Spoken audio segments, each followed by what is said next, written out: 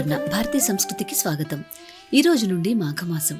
అత్యంత పవిత్రమైన ఈ మాఘమాసంలో స్నానం, దానం, జపం కన్నా మించిన ఫలాన్ని ఇచ్చేది, ఒక్కసారి విన్న పుణ్యాన్ని ప్రసాదించేది మాఘపురాణ శ్రవణం. నేటి నుండి మాఘపురాణంలోని అధ్యాయాలను మనం ప్రతిరోజు కథల రూపంలో చూడబోతున్నాం. ప్రతిరోజు మిస్ అవ్వకుండా చూడాలి అనుకుంటే ఇప్పుడే మన భారతీయ సంస్కృతి ఛానల్ని సబ్స్క్రైబ్ చేసుకుని బెల్ ఐకాన్ని యాక్టివేట్ చేసుకోండి. మాఘపురాణం 1వ అధ్యాయం. ఒకప్పుడు అన్ని పురాణాలకు ప్రసిద్ధమైన నైమిషారణ్యం అనే పవిత్ర స్థలంలో శౌనక మహర్షి నాయకత్వంలో ఉన్న మునులు లోకమంతటికి మేలు కలగాలని ఒక గొప్ప యజ్ఞం చేయాలని నిర్ణయించారు. ఆ యజ్ఞం పూర్తవ్వడానికి 12 సంవత్సరాలు పడుతుంది. ఎన్ని కష్టాలు వచ్చినా ఆ యజ్ఞాన్ని పూర్తి చేయాలనే గట్టి నిర్ణయంతో గోమతీ నదీ తీరాన్ని యజ్ఞస్థలంగా ఎంచుకొని ఒక శుభముహూర్తంలో యజ్ఞాన్ని ప్రారంభించారు. అంత పెద్ద యజ్ఞం జరుగుతుందని తెలిసి భరతఖండం నలుమూలల నుంచి ఎంతో మంది మహర్షులు, తపస్వులు తమ శిష్యులతో, కుటుంబాలతో అక్కడికి వచ్చారు.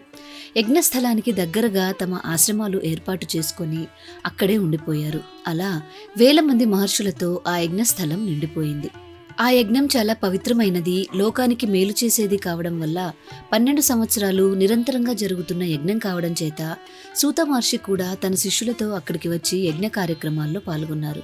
దూర ప్రాంతాల నుండి వచ్చిన మునులు సూత మహర్షిని దర్శించినందుకు ఎంతో ఆనందించారు. ఆయన ఆశీర్వాదాలతో యజ్ఞం ఎలాంటి ఆటంకాలు లేకుండా జరుగుతుంది అని సంతోషించారు. సూత మహర్షి వేదాలు, పురాణాలు, ఇతిహాసాలు పూర్తిగా తెలిసిన మహానుభావుడు.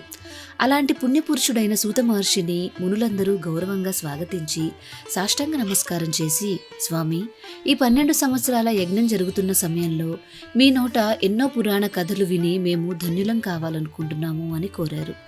సూత మహర్షి వారి కోరికను అర్థం చేసుకుని పుణ్యకార్యాలు తలపెట్టిన సమయంలో పురాణాలు చెప్పడం తన ధర్మమని భావించి వారి కోరికను అంగీకరించారు. ఒక శుభముహూర్తంలో మునులందరూ సూత మహర్షికి గౌరవంగా ఆసనం వేసి కూర్చోబెట్టి ఇలా ప్రార్థించారు. మహర్షి, మీరు ఇంతకుముందు మాకు ఎన్నో పురాణాలు, ఇతిహాసాలు చెప్పి ఆనందం కలిగించారు. మీరు లోకమంతా తిరిగి తెలుసుకున్న కొత్త విషయాలు ఉంటే ఈ యజ్ఞ విరామ కాలంలో అవి మాకు వినిపించండి అని కోరారు. వారి ఆసక్తిని చూసిన సూత మహర్షి, మీ కోరిక నాకు అర్థమైంది. మీరు వినదగిన కథలను నేను తెలిసినంత వరకు చెప్పడానికి సిద్ధంగా ఉన్నాను. ఇలాంటి పవిత్ర సమయంలో పుణ్య కథలు చెప్పడం వల్ల నాకు, వినడం వల్ల మీకు పరమార్థం కలుగుతుంది అన్నారు.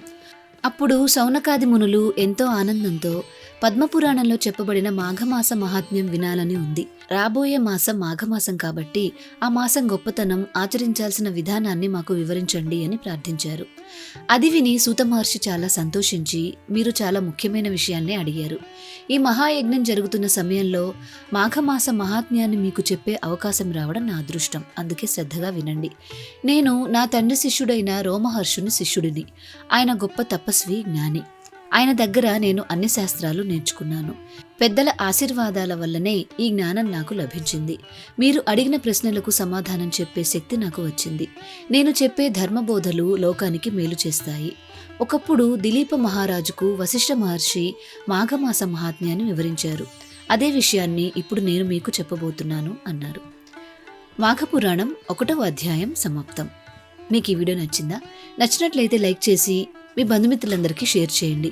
మిగిలిన అధ్యాయాలను కూడా ప్రతిరోజు క్రమం తప్పకుండా చూడాలి అనుకుంటే భారతీయ సంస్కృతి ఛానల్ని ఇప్పుడే సబ్స్క్రైబ్ చేసుకొని బెల్ ఐకాన్ని యాక్టివేట్ చేసుకోండి.